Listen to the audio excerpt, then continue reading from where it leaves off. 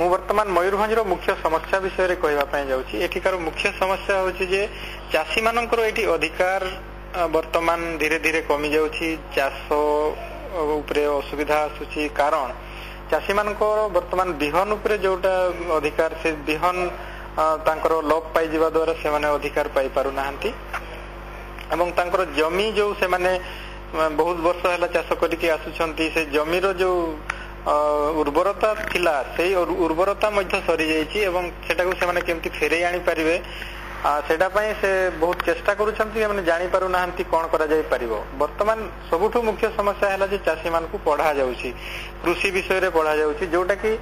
आमे जदि देखिबा कृषक मान पाखरे ही तांकर ज्ञान अछि से माने केमती तांकर माटी को केमती तांकर बिहन को तांकर पानी को केमती से माने व्यवहार करि परिबे एवं तांकर खाद्यर उत्पादन करि परिबे एवं ठीक से चली परिबे। जे तांकर ए सब जो समस्या रही ताकू से माने दूर करिवे केमती चाषी मान को बुझेवा पई पड़िबो जे तांको पाखरे जो पूर्वरु जो ज्ञान थिला बिहन उपरे माटी उपरे खाद्य उपरे तांकर संस्कृति उपरे ताकू पुनर्बार फेरे आनिबा दरकार तापर जे कि तांकर समस्या समाधान हे परिबो। कारण कृषक माने ही होउछंती वैज्ञानिक कृषक माने ही होउछंती अर्थनीतिज्ञ कृषक माने ही होउछंती बिहनविद कृषक माने ही होउछंती सब किछ से माने होउछंती डॉक्टर से माने होउछंती इत्यादि। तेणु करी सरकार हो किंबा जे कोनसी लोक उन्नतिमूलक काम करिया पई चाहुछंती से माने प्रथमे चाषी माननकु अग्राधिकार देवा कथा चाषीर कथा को गुरुत्व देवा दरकार एवं चाषी जोटा जानिछि सेटा को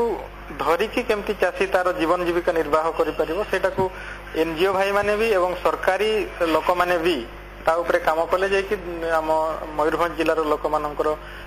खाद्यर स्थिति और अर्थनैतिक स्थिति एवं सामाजिक स्थिति उन्नति हे परिबो बा ताकू ठीक से से माने रखि परिबे।